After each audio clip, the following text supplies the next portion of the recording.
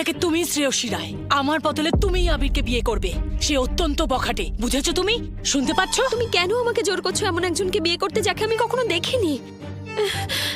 তুমি তো আমাদের পরিবারের বড় মেয়ের জায়গাটা নিয়েই নিয়েছো। এখন তুমি আমার বিয়ের ব্যাপারেও হস্তক্ষেপ করবে? তোমার মা তোমার বাবাকে ঠকিয়ে আরেকজনের সঙ্গে সম্পর্ক রেখেছিল। এখন তুমিই আবিরকে বিয়ে করবে শুধুমাত্র রায় পরিবারের ঋণ শোধ করার জন্য। আমার মা কাউকে ঠকায়নি। তাহলে তুমি চলে যাচ্ছ না কেন? তুমি যদি শ্রেয়সীর হয়ে আবিরকে বিয়ে না করো তাহলে তোমার মায়ের জন্য ওষুধ কিনে দেব না। বাবা, তুমিও কি সেটাই চাও?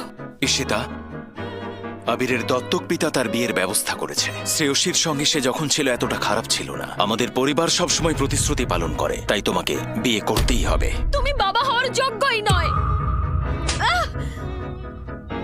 তোমার মাকে রায় পরিবার থেকে বের করে দেওয়া হয়েছিল, তুমি চলে যাচ্ছ না কেন? তুমি যদি এক্ষুনি এখান থেকে না চলে যাও তোমার মায়ের অক্সিজেন মাস্ক খুলে দেব। তারপর আশ্রয়হীন হয়ে তুমি তোমার অসুস্থ মায়ের সঙ্গে জীবন কাটাবে। আমি ওকে বিয়ে করব।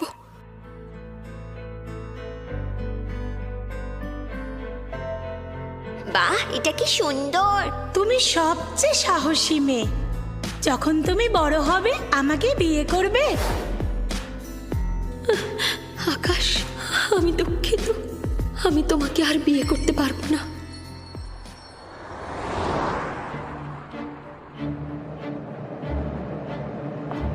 ঈশিতা, তুমি কোথায় এখন?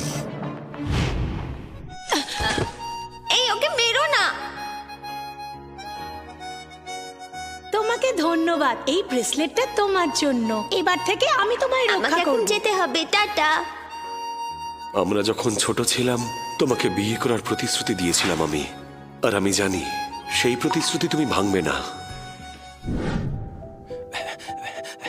স্যার, আমরা আপনার ভাগ্নেকে খুঁজে পেয়েছি। কোথায়? আপনার ভাগ্নের নাম আবির তো স্যার? স্যার, আমরা কিন্তু ওকে মৃত অবস্থায় খুঁজে পাই। কি বললে তুমি? আবির 5 বছর বয়সে নিখোঁজ হয়। একটা বস্তিতে থাকতো, ঘর বাড়ি ছিল না, বখাটে হয়ে গিয়েছিল। 3 দিন আগে একটা ক্যাসিনোতে আগুন লাগে আর সেখানেই সে পুড়ে মারা যায়।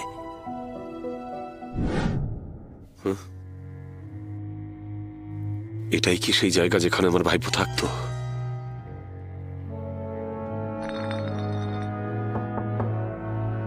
আবির কি বাড়িতে আছে?